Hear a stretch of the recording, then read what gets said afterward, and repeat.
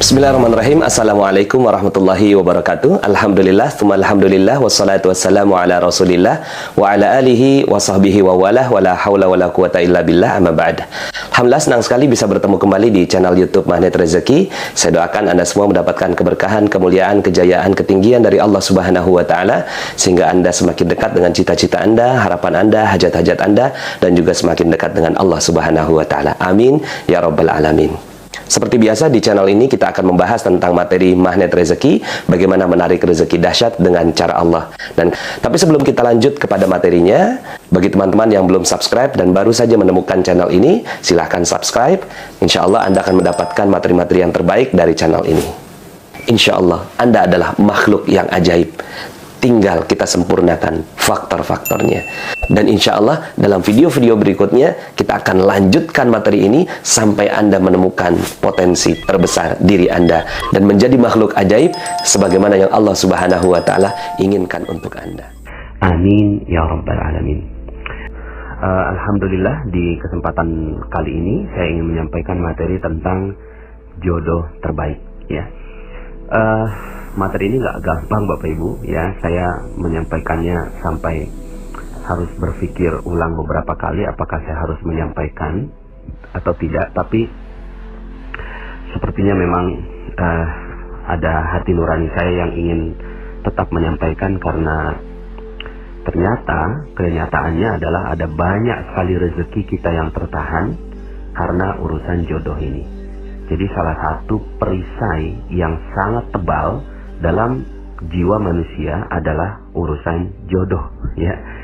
Jadi mungkin kalau Anda ada yang merasa rezekinya seret, rezekinya tidak mudah gitu ya, mungkin bisa jadi salah satu jawabannya adalah materi jodoh terbaik ini.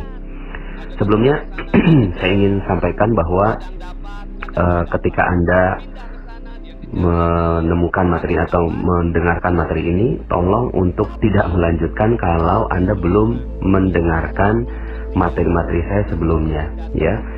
Jadi kalau Anda baru saja bergabung lalu kemudian Anda menemukan materi ini, jodoh terbaik, tolong sekali gitu ya, Anda stop dulu.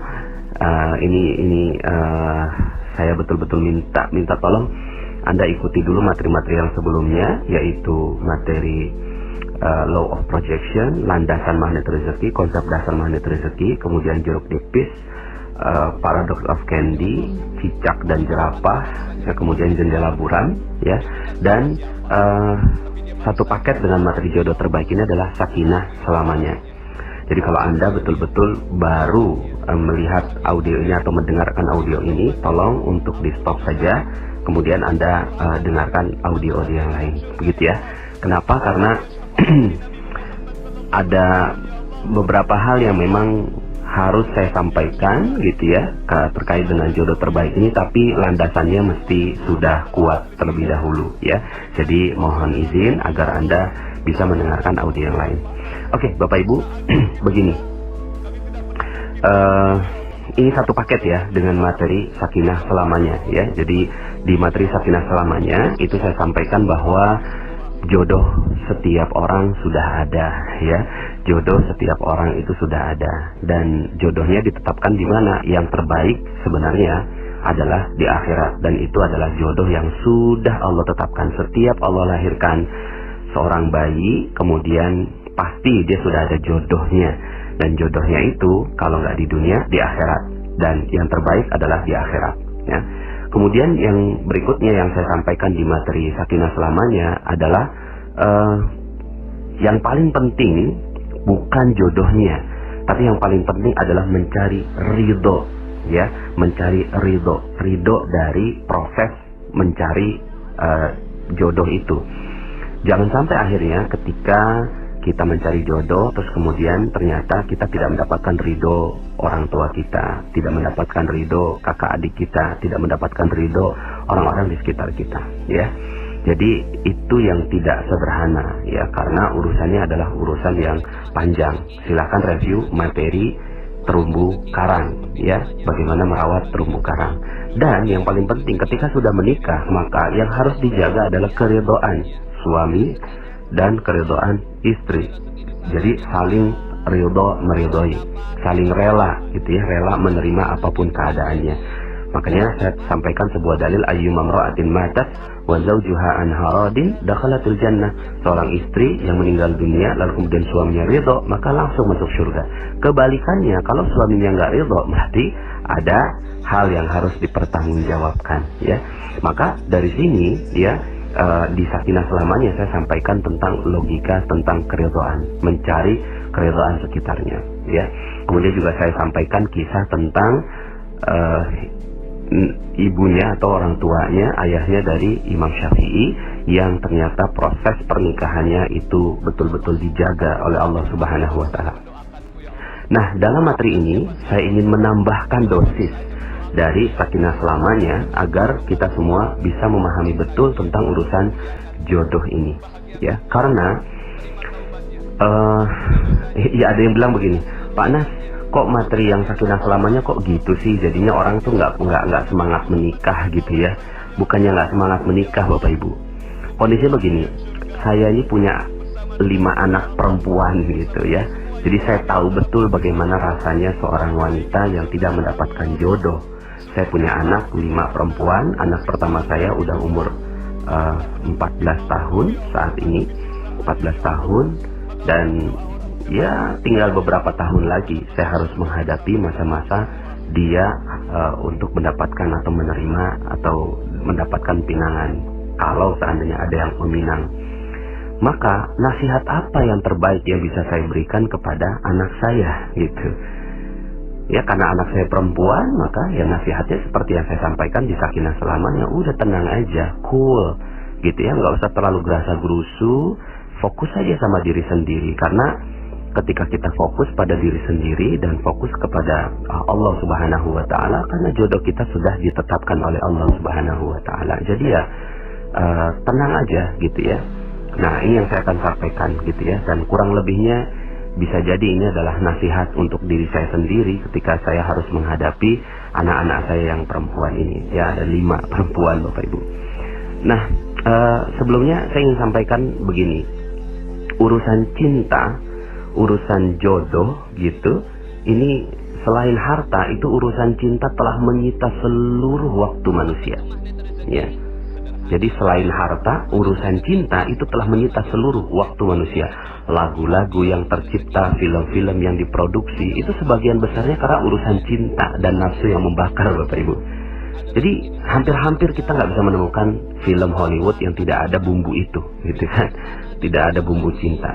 Ya, hampir-hampir semua film Bollywood yang ada di India gitu kan, itu semuanya gitu ya, itu berkisar tentang tema tentang itu ya, dan akhirnya merambah kepada lagu-lagu dan seterusnya. Nah, tapi ternyata Bapak Ibu, ini urusannya nggak sederhana. Urusan jodoh ini urusan nggak sederhana. Kalau seandainya Anda merasakan bahwa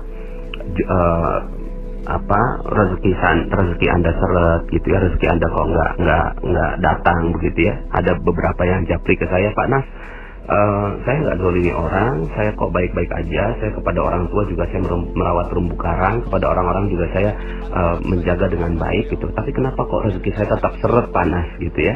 Ya, saya kan memang nggak tahu apa-apa ya, makanya saya minta mereka untuk yang seperti ini langsung aja coba ke Garbu Tala gitu ya, untuk bertanya langsung kepada Allah. Tapi mungkin bisa jadi salah satu sebab rezeki kita seret karena urusan ini, Bapak Ibu. Karena urusan jodoh gitu. Karena urusan cinta. Kenapa? Begini. Bagaimana kalau seandainya ada seorang suami yang istrinya duduk dengan lelaki lain, dan ternyata lelaki lain itu pernah punya hubungan waktu SMA gitu ya. Maka bagaimana perasaan sang suami? Perasaan sang suami pasti dibakar api cemburu, betul ya Bapak Ibu ya? Pasti itu adalah reaksi orang normal pada umumnya. Semuanya seperti itu, punya rasa cemburu, dan rasa cemburu ini luar biasa gitu ya. Itu bisa ditimbulkan, ditampakkan dengan wajah macam-macam. dengan kemarahan, dengan nendang apapun, dengan menghancurkan sesuatu gitu ya. Terus kemudian ya intinya api cemburu ini luar biasa, dahsyat gitu ya.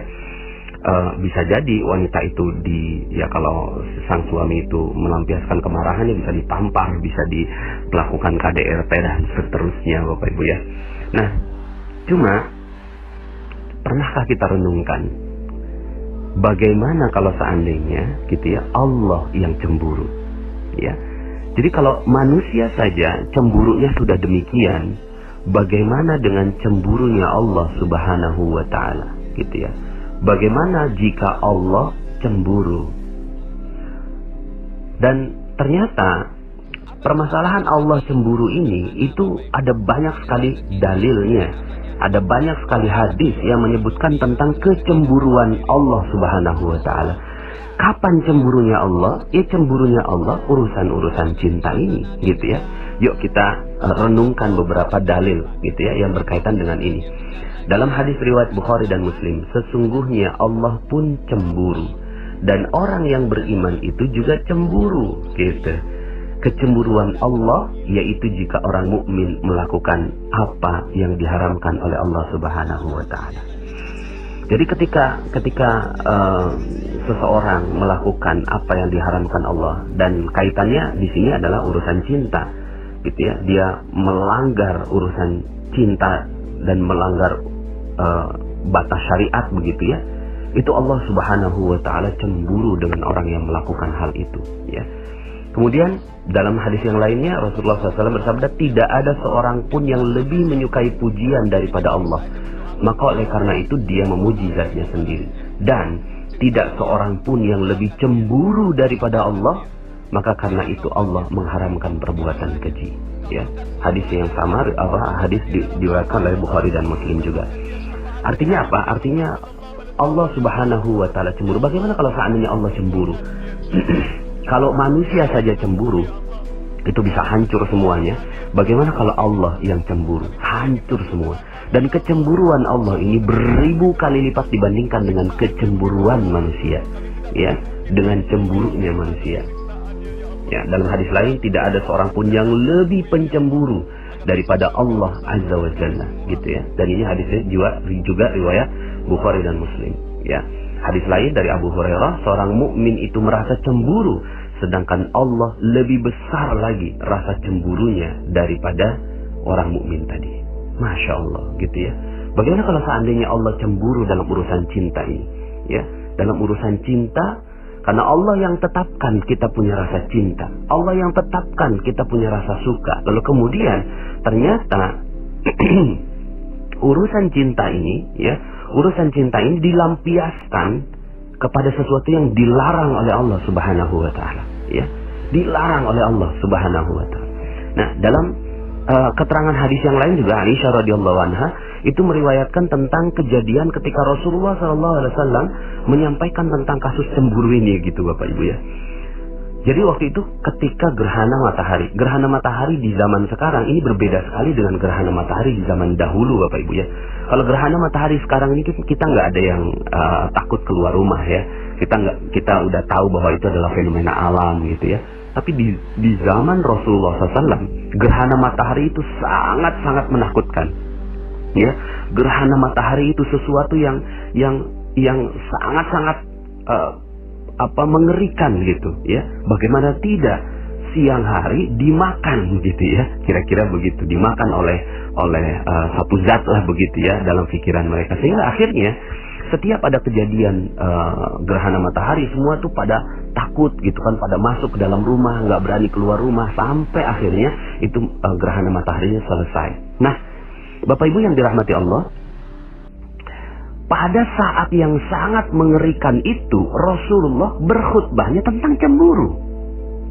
Jadi sampai-sampai Rasulullah mengingatkan gitu ya, hey, jangan-jangan ini yang terjadi gitu ya, jangan-jangan ini yang terjadi ini karena kasus cemburunya Allah. Kita lihat ya, hai umat Muhammad. Jadi saat terjadi gerhana matahari, setelah sholat bersama sahabat, beliau berdiri dalam mimbar dan berpesan sangat panjang. Di akhir khutbah artinya ya sudahlah momen yang sangat mengerikan gitu ya, yaitu gerhana matahari. Lalu kemudian juga disampaikannya di akhir khutbah, seakan-akan penekanan begitu ya. Hai umat Muhammad, tidak seorang pun lebih cemburu daripada Allah bila hambanya lelaki maupun perempuan berbuat zina. Masya Allah, dijelaskan oleh Rasulullah SAW, ya, bila hambanya lelaki maupun perempuan berbuat zina. Masya Allah, ya. Artinya apa? Artinya zina di sini ya bertahap juga ya. Kita artikannya, ulama mengartikan zina di sini ada yang zina mata, zina telinga, zina hati, zina mulut gitu kan, zina lisan, sampai akhirnya zina badan, kemudian zina faras gitu ya, sampai sebegitunya gitu ya. Maka nanti kita akan bahas tentang urusan zina ini gitu ya. Nah cuma yuk sama-sama kita lihat perilaku orang-orang yang mencari jodoh sekarang ini gitu ya. Seorang ibu punya anak umur 30 tahunan, terus kemudian nanyain ke anaknya, pacar kamu mana nak gitu. Kok gelisah banget gitu loh urusan pacar ini, kok gelisah banget gitu loh, sampai bertanya-tanya, sampai malu kalau seandainya anaknya nggak punya pacar. Oh Allah, ini pacaran adalah sesuatu yang tidak diperbolehkan dalam Islam, tapi kemudian menjadi biasa di hari ini gitu ya, menjadi biasa di hari ini pacaran. Apa yang salah Pak Nas gitu ya. Ya gimana, ini rasa cinta Allah yang sematkan, dan Allah minta rasa cinta ini dijaga baik-baik, tapi kemudian diumbar dengan begitu luar biasanya di zaman ini. Maka Allah Maha Pencemburu ya. Sampai-sampai Rasulullah ingatkan, tidak seorang pun lebih cemburu daripada Allah bila hambanya lelaki maupun perempuan berbuat zina. Masya Allah, bisa jadi ya, bisa jadi. Yuk sama-sama kita sama-sama introspeksi. Saya pun introspeksi pada diri saya sendiri. Jangan-jangan nih rezeki kita seret, jangan-jangan rezeki kita tertahan, jangan-jangan rezeki kita hilang, hancur, proyek nggak datang-datang karena urusan zina ini, karena urusan mencari jodoh tapi keluar dari batas syariat Allah Subhanahu wa Ta'ala, gitu ya. Jadi, masya Allah, nggak sederhana nih urusan jodoh ini, gitu ya. Urusan jodoh, urusan cinta nggak sederhana. Maka bagi sahabat semua yang masih belum punya calon gitu ya, sudahlah ya, tenang aja ya. Yang sering terjadi adalah ya, laki-laki akhirnya untuk mencari jodoh yang dia lakukan adalah dengan mencoba gitu ya, mencoba ini perempuan ini bagaimana, ini perempuan ini bagaimana, perempuan ini bagaimana. Kalaupun tidak terlalu jauh mencobanya, mencoba tangannya, mencoba bagaimana memeluknya dan seterusnya. Nauzubillah, di dalam pacaran begitu ya. Allah Maha Pencemburu ketika seorang lelaki berdekatan dengan seorang wanita yang bukan mahramnya, lalu kemudian mereka mencoba-coba melanggar syariat cinta ini gitu ya. Maka Allah Subhanahu wa Ta'ala bisa jadi menghancurkan. Kalau kita saja melihat ada seorang wanita ya, yang tadi saya sampaikan, seorang suami melihat istrinya berdekatan dengan laki lain, maka bisa hancur itu semua urusannya gitu ya. Maka bagaimana Allah ya, bagaimana Allah Subhanahu wa Ta'ala ya. Karena menikah ini bukan gitu ya, bukan untuk apa, menyalurkan syahwat semata, tapi sebenarnya untuk menahan pandangan begitu ya. Maka dari ini ya, di proses pacaran dulu ya gitu ya. Proses pacaran ini yang katanya itu untuk berproses mencari jodoh gitu, malah berbalik menjadi kehancuran rezeki kita. Karena Allah Maha Cemburu terhadap orang yang pacaran, Bapak Ibu ya. Terus kemudian juga terhadap wanita ya, terhadap wanita yang dilakukan ya, untuk mencari jodoh yang dilakukan adalah menjual dirinya. Mohon maaf sekali lagi, tapi ini rasanya saya harus sampaikan gitu ya. Jadi kalau seandainya Anda bertanya, Pak Nas, kenapa kok rezeki saya seret ya? Kenapa kok saya udah berbuat baik segala macam? Yuk tanyain, Anda bagaimana dalam urusan menjaga diri Anda? Bisa jadi ketika kita mengumbar penampilan kita di media sosial, kemudian kita berdandan di luar ya, kemudian kita terlalu mengumbar seluruhnya lah begitu ya, di luar begitu, maka Allah Subhanahu wa Ta'ala bisa jadi maha cemburu. Lalu kemudian karena kita ingin masuk surga ya, dan kemudian Allah dahulukan saja dulu siksanya di dunia, maka bisa jadi rezeki Anda seret karena Anda tidak menutup aurat. Rezeki Anda seret karena Anda mengumbar hawa nafsu Anda. Anda terlalu gelisah dengan urusan jodoh, ya, mengumbar semuanya di media sosial, di pasang status dan seterusnya. Bisa jadi itu yang Allah Subhanahu wa taala hancurkan rezeki kita. Karena Allah Maha Cemburu. Ya. Jadi ternyata urusan jodohnya nggak sederhana kan, gitu ya, nggak sederhana. Dalam Al-Quran Allah Subhanahu wa taala sering sekali mengungkapkan tentang ungkapan rasa cemburunya Allah. Dalam Al-Quran, dalam surat Al-Baqarah ayat 165 Allah sebutkan begini. Ya, wa minan nasi man yattakhidhu min dunillahi andada yuhibbunahum kahubbillah walladzina amanu ashaddu hubban lillah. Di antara sebagian manusia ada orang-orang yang menjadikan sembahan-sembahan selain Allah. Sembahan-sembahan ini, ya, apa cirinya sembahan-sembahan ini? Ya, kalau saya nggak nyembah, kalau saya nggak nyembah patung, kalau nggak nyembah ini, ciri sembahan ini adalah yuhibbunahum kahubbillah. Mereka mencintai selain Allah itu sebagaimana mereka mencintai Allah. Coba lihat lagu-lagu kita sekarang, gitu kan? Lagu-lagu yang ada yang dinyanyikan oleh sebagian besar kita, ya, tentang cinta semuanya urusannya, ya, di mobil ingat kamu, makan ingat kamu, ya, minum ingat kamu dan seterusnya. Padahal bagaimana kalau kita ya menyaksikan bahwa istri kita mengingat yang lain gitu. Tiba-tiba istri kita bersenandung gitu kan, istri kita naudzubillah ya, istri seorang suami bersenandung gitu kan, di mobil ingat temannya, di ini ingat temannya ini. Bagaimana rasanya sebagai seorang suami? Cemburu sekali. Bagaimana Allah cemburu sekali ketika kok bisa ya dia mengingat yang lain selain aku. Walladzina amanu ashaddu hubban lillah. Sementara orang-orang yang beriman itu amat sangat cintanya kepada Allah Subhanahu wa taala. Allah ungkapkan rasa cemburunya dalam ayat itu. Bisa jadi ya seluruh rezeki kita dihancurkan oleh Allah Subhanahu wa taala karena urusan ini. Dalam Al-Qur'an juga, ya, dalam surat 9 ayat 24, ya, 9 ayat 24 Allah Subhanahu wa taala berfirman, Qul in kana aba'ukum wa abna'ukum wa ikhwanukum wa azwajukum wa ashiratukum wa amwalun iktaraftumuha wa tijaratun takhshawna kasadaha wa masakinu tardawnaha ahabba ilaikum minallah wa rasulih wa jihadin fi sabilih fatarabbasu hatta ya'tiyallahu bi amrih wallahu la yahdil qaumal fasikin. Katakan, jika bapak-bapak, anak-anak, saudara-saudara, istri-istri, kaum keluarga, harta kekayaan yang kamu usahakan, perniagaan yang kamu khawatiri ruginya, dan rumah-rumah tempat tinggal yang kamu sukai, lebih kamu cintai daripada Allah dan Rasulnya, dan dari berjihad di jalan Allah, maka tunggu, fatarabbasu hatta ya'tiyallahu bi amrih, sampai Allah mendatangkan keputusannya, dan Allah tidak memberi petunjuk kepada orang-orang yang fasik. Masya Allah. Allah ancam, fatarabbasu, tunggu sampai Allah hancurkan, gitu ya, berikan peringatannya, gitu ya. Fatarabbasu hatta ya'tiyallahu bi amri, sampai Allah mendatangkan keputusannya. Bisa jadi seluruh rezeki kita habis karena Allah cemburu. Masya Allah, Allah cemburu sama kita.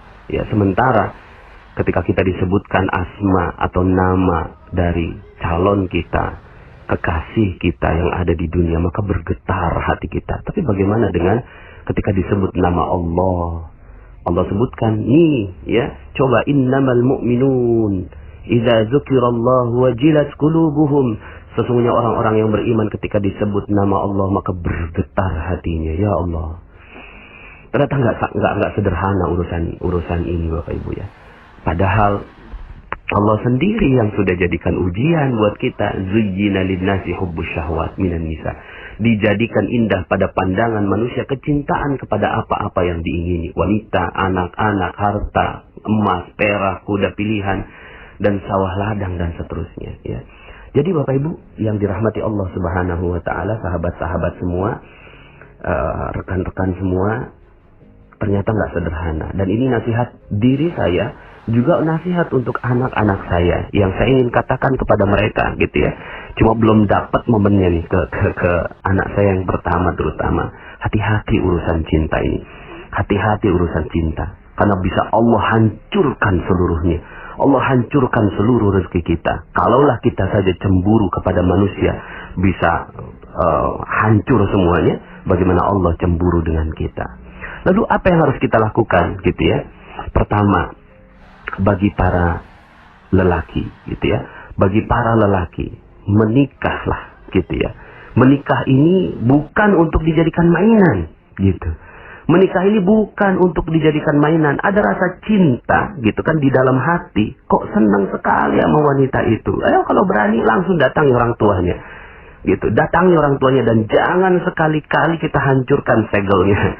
Jangan sekali-kali kita keluar batas dari syariat. Datangi orang tuanya. Lalu kemudian ya kalau Anda berani langsung menikah saja gitu ya. Ini yang perlu dilakukan gitu ya. Dan itu untuk apa? Untuk menahan pandangan agar kita tidak tidak melanggar syariat Allah Subhanahu wa taala gitu ya. Dan bukan untuk mengalihkan cinta dari cinta kepada Allah menjadi cinta kepada istri, tidak juga gitu ya.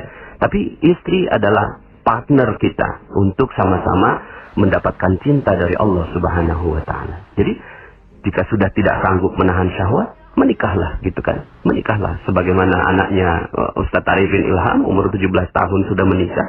Masya Allah. Dan ternyata ada banyak sekali bukti gitu ya, kenapa rezeki Allah diberikan kepada mereka yang nikahnya muda gitu. Jadi yang nikah muda ini Allah kasih rezeki. Kenapa kok Allah kasih rezeki ya? Karena Allah juga yang kasih sumpahnya gitu ya di dalam Al-Qur'an gitu ya. Dalam surat An-Nur ayat 32, wa ankihul ayama minkum was-salihina min ibadikum wa imaikum iyakunu fuqara yughnihimullahu min fadli wallahu wasi'un alim. Dan kawinkanlah orang-orang yang sendirian di antara kamu dan orang-orang yang layak berkawin dari hamba sahayamu dan yang lelaki dan hamba sahayamu yang perempuan. Jika mereka miskin, Allah akan memampukan mereka dengan karunia-Nya. Iyakunu fuqara yughnihimullah ya. Jadi sampai-sampai Allah menetapkan ya kalau saya meyakininya Al-Qur'an ini sebagai kalamullah, sumpahnya Allah. Jadi ketika Allah katakan Allah akan kayakan, maka ini menjadi sumpahnya Allah. Maka nggak usah khawatir, jangan nunggu sampai terlalu banyak dosa yang kita lakukan. Kalau udah mulai ada syahwat, ada udah mulai punya kemampuan untuk itu, segera saja. Dan ternyata di sini urusan menikahkan ini bukan urusan si orang yang mau menikah, tapi urusan keluarganya yang bertanggung jawab agar tidak ada dosa di antara mereka. Begitu ya. Jadi kalau seandainya ada gitu ya keinginan untuk itu, minta tolong sama orang tua, minta tolong sama keluarga untuk segera dinikahkan. Dan keluarga itu tidak boleh sedikit pun menghalanginya gitu ya dengan menanyakan udah mau kasih makan apa anak orang. Bukan. Ya, ini urusan menjaga agar matanya tidak melihat yang diharamkan, agar farajnya terjaga, agar telinganya tidak mendengarkan yang syahwat dan seterusnya. Ini untuk laki-laki. Jadi, ya, untuk lelaki ya segera menikah kalau seandainya memang sudah ada keinginan dan kecenderungan ke sana. Kalau nggak sanggup, puasa gitu ya. Dan betul-betul dijaga agar jangan sampai Allah Subhanahu wa taala cemburu dengan segala rasa cinta yang dititipkan kepada Anda wahai lelaki ya. Kemudian pada yang wanita ini harus hati-hati betul gitu ya. Yang harus dilakukan, dan ini kita hidup di zaman di mana wanita sepertinya mudah saja mengumbar semuanya gitu ya. Karena budaya itu mudah sekali masuk ya. Anda silahkan dengarkan kembali audio saya, lain ladang lain ilalang. Budaya mereka berbeda sekali gitu ya. Mereka mau pamer aurat sebuka-bukanya dan seterusnya, bisa kok dikasih kekayaan sama Allah karena Allah Maha baik gitu. Tapi nanti di akhirat gitu kan mereka akan dihancurkan sehancur-hancurnya oleh Allah Subhanahu wa taala.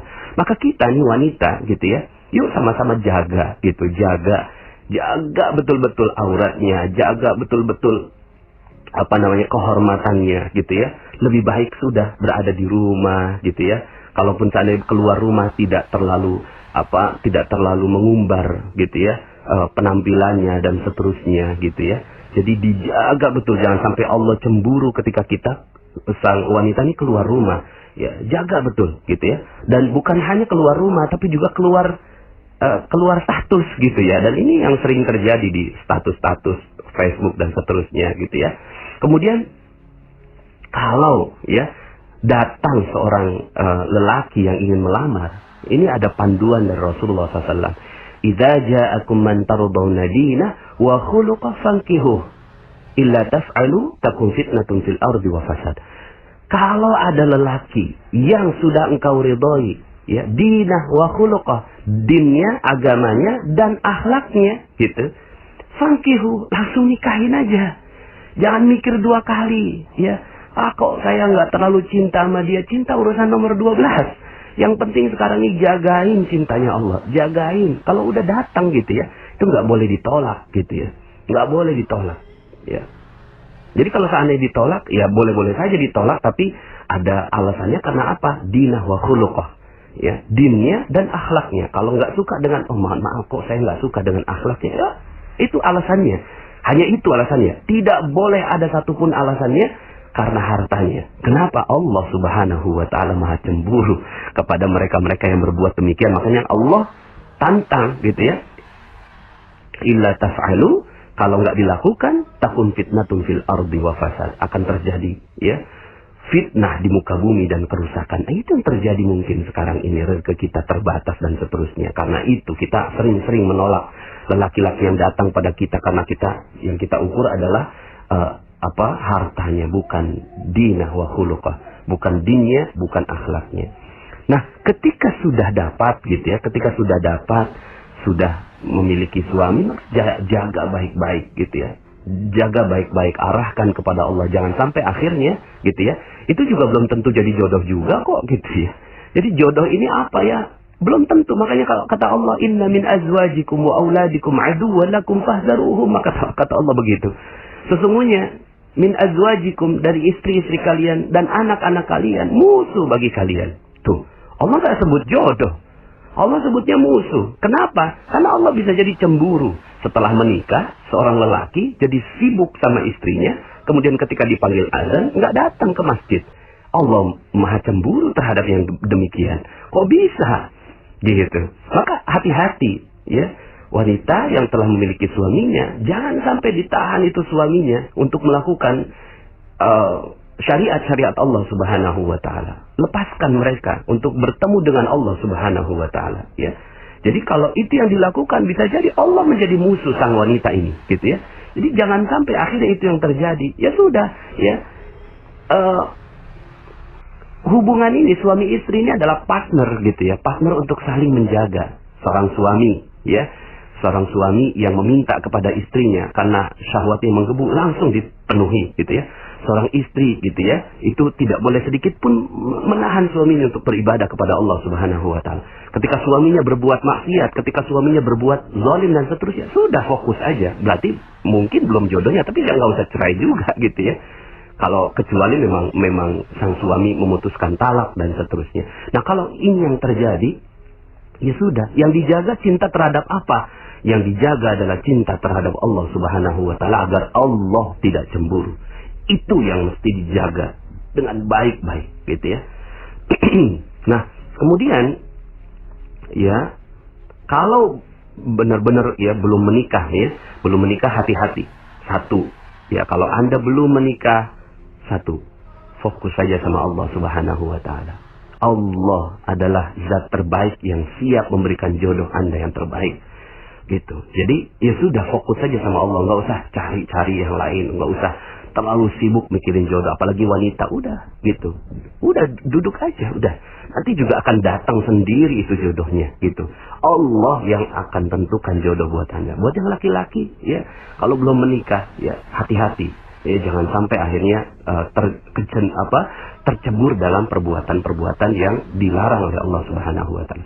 Kemudian hati-hati dengan zina, ya. Karena zina ini penghancur rezeki, sehancur-hancurnya, ya, sehancur-hancurnya zina ini, gitu ya. Makanya hati-hati dengan zina, ya. Hati-hati betul dengan zina. Sampai-sampai hukuman orang yang berzina kalau belum menikah dicambuk, kalau sudah menikah dirajam sampai mati.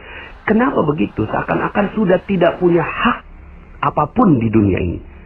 Dia udah nggak punya rezeki di dunia. Kalau mau dapetin rezeki akhirat silakan, tapi bertaubat, begitu. Masih bisa dapat rezeki akhirat, tapi rezeki dunia udah nggak punya. Saking Allah cemburu dalam urusan cinta ini. Ini kan membara, nafsu membara, lalu kemudian diperturutkan hawa nafsunya, gitu ya.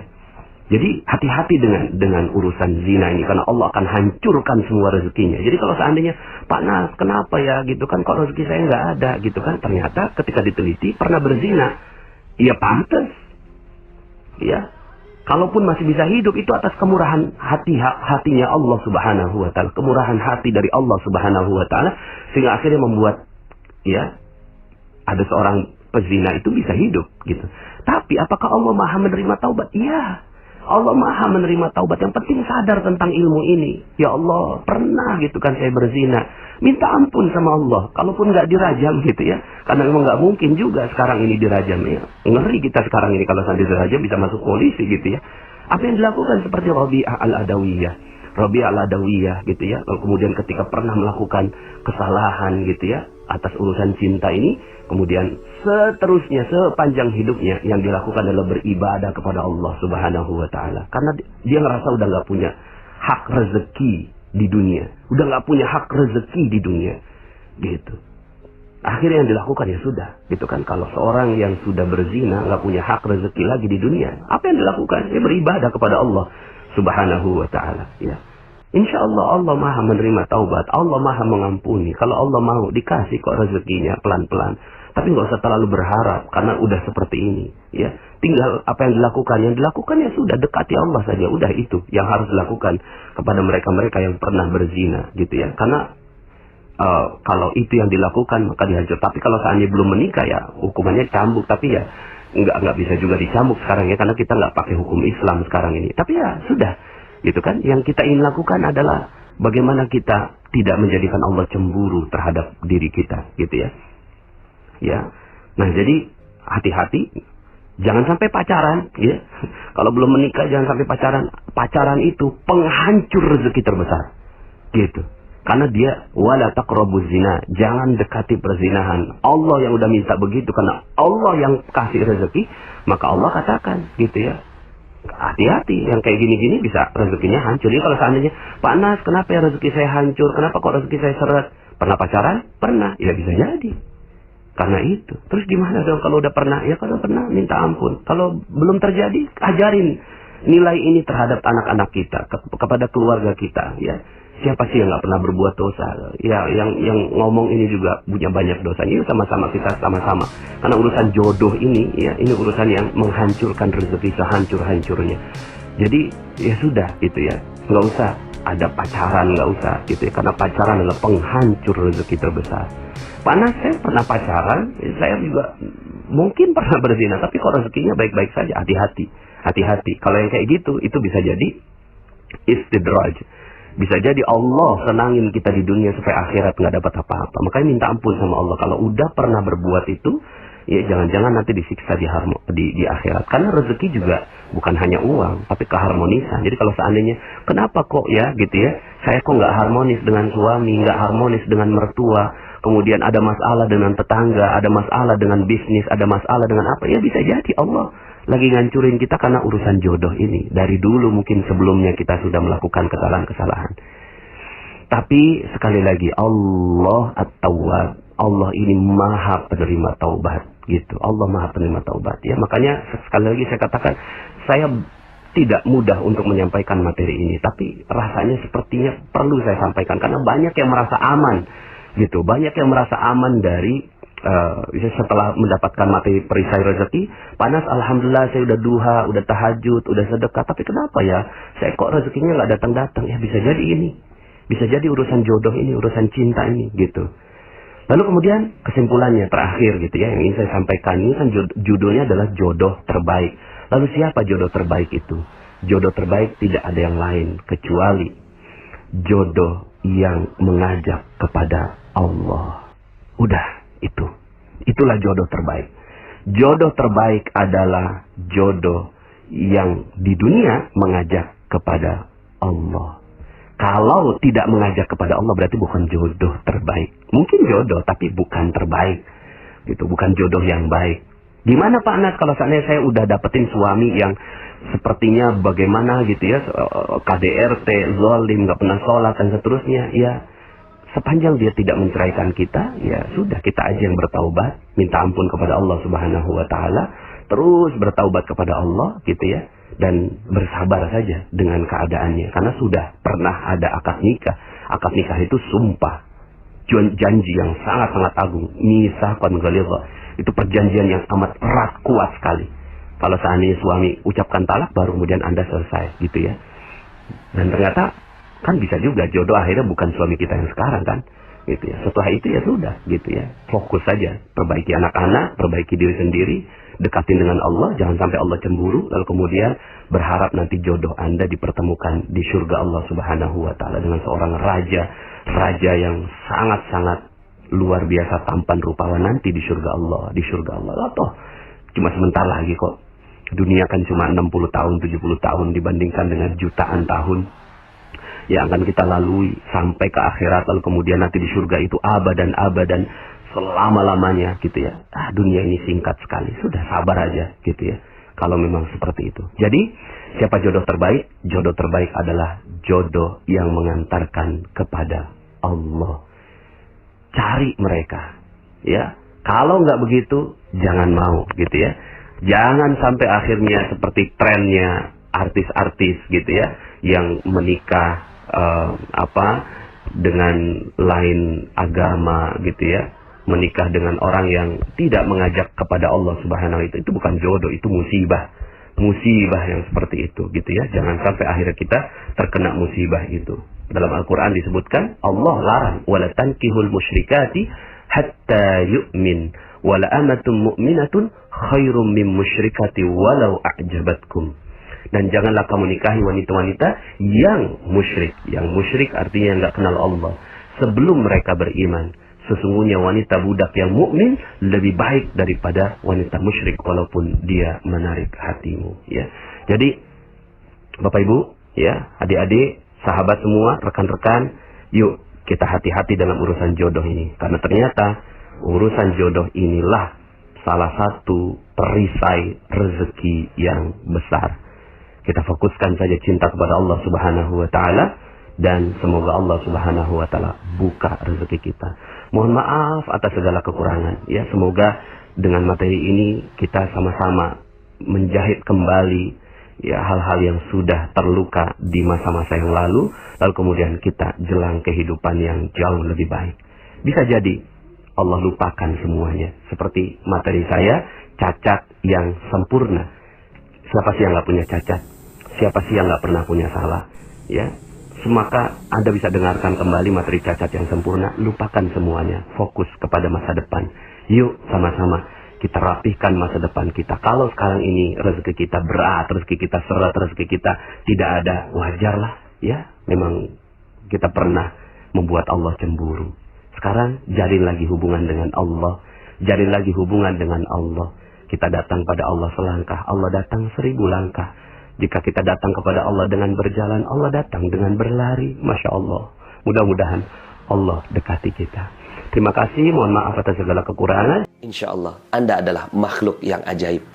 Tinggal kita sempurnakan faktor-faktornya.